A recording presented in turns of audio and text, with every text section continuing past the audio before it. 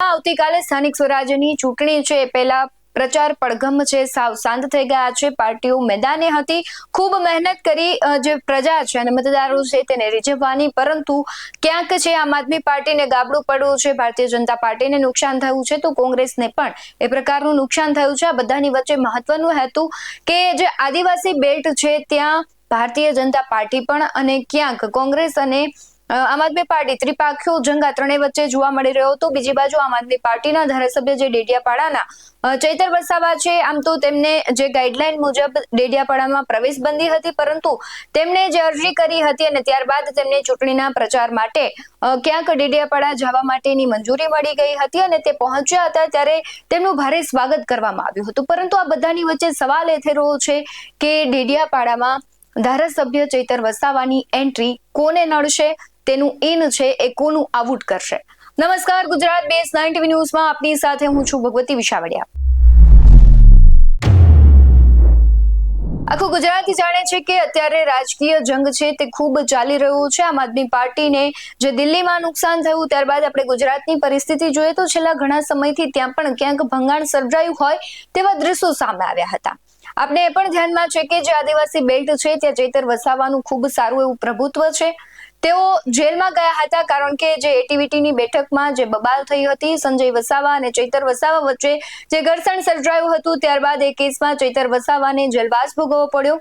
એ આવ્યા બાદ શરતી જામીનમાં અને જે શરતો હતી તે મુજબ તેમને ડેડિયાપાડામાં પ્રવેશબંધી હતી, પરંતુ સ્થાનિક સ્વરાજ્યની ચૂંટણી પહેલા તેમણે અરજી કરી હતી અને તે માન્ય રાખવામાં આવી હતી અને 30 તારીખ સુધી તે ચૈતર વસાવા છે ડેડિયાપાડામાં રહી શકશે અને આ અરજી અંતર્ગત તેમને મંજૂરી આપતા તેઓ પ્રચાર માટે ગયા હતા. જેવા તેઓ ગયા ત્યાં તેમનું ખૂબ સ્વાગત કરવામાં આવ્યું, પરંતુ રાજકીય ગરમાવો પણ તેટલો જ આવ્યો છે કારણ કે આપણે જોઈએ છીએ કે અવારનવાર મનસુખ વસાવા અને ચૈતર વસાવા વચ્ચે જે બબાલો થતી હોય છે, એકબીજા પર આક્ષેપો થતા હોય છે, એટલે કે ક્યાંક હર્ષ સંઘવી પણ ત્યાં મેદાને ઉતર્યા હતા. ચૂંટણી પ્રચાર હોય કે આમ પણ હોય, એમની પહેલા પ્રધાનમંત્રી પણ તે આખો જે આદિવાસી બેલ્ટ છે ત્યાં ગયા હતા.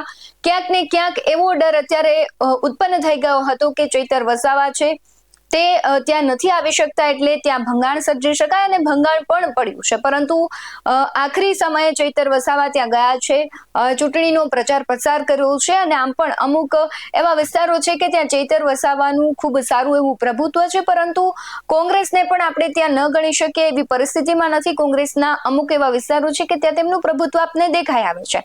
એટલે અત્યારે આદિવાસી બેલ્ટ છે ત્યાં ભારતીય જનતા પાર્ટી, કોંગ્રેસ અને આમ આદમી પાર્ટી સીધી જ ટક્કરમાં છે, પરંતુ જોવાનું એ રહેશે કે ચૈતર વસાવાની એન્ટ્રી છે કયા પક્ષને નડી શકે છે.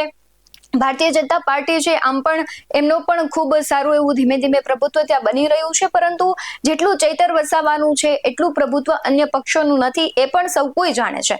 પરંતુ ચૈતર વસાવાની જે એન્ટ્રી છે એ કોનું આઉટ, અને જો ચૈતર વસાવાની જે કહેવાય છે કે આટલા સમય દરમિયાનની દૂરી છે તેને પણ અસર કરશે કે કેમ, કારણ કે આમ આદમી પાર્ટીના એ ખૂબ સારા એવા નેતા છે કે જેમનું પ્રભુત્વ તે વિસ્તારમાં ખૂબ વધારે હોય, એટલે આમ આદમી પાર્ટીને નુકસાન કરશે કે લાભ થશે, ભારતીય જનતા પાર્ટીને લાભ થશે કે નુકસાન થશે, કે કોંગ્રેસને લાભ થશે કે નુકસાન થશે, તો આવનારો સમય જ બતાવશે. પરંતુ ક્યાંક ચૈતર વસાવાની એન્ટ્રી છે એ શંકાસ્પદ અને ક્યાંક અન્ય પાર્ટીઓની મુશ્કેલી વધારે તેવી સાબિત થઈ રહી છે. આ સમગ્ર ઘટનાઓને લઈને તમારું શું માનવું છે તે કમેન્ટમાં જરૂરથી જણાવજો. બાકી આવતીકાલે મતદાન જરૂરથી કરશો કારણ કે આપણો એક મત છે તે ખૂબ જ મૂલ્ય ધરાવતો હોય છે, એટલા માટે. બાકી 5 વર્ષે એક મતદાનનો મોકો મળે છે, તે મોકાને આપણે ખરેખર આપણે જવાનો દેવો જોઈએ અને આપણો એક છે જે મત છે તે ખૂબ જ અસરકારક સાબિત થતો હોય છે, એટલે દરેક વ્યક્તિએ અચૂકથી મતદાન કરવું જોઈએ. બાકી આવા જ વધુ અહેવાલો સાથે ફરી મળતા રહીશું. તમે અમારી યુટ્યુબ ચેનલને સબસ્ક્રાઇબ કરવાનું અને ફેસબુક અને ઇન્સ્ટાગ્રામ પર ફોલો કરવાનું ભૂલશો નહીં. બાકી નવી અપડેટ્સ મેળવવા માટે જોતા રહો BS9 TV ન્યૂઝ. નમસ્કાર.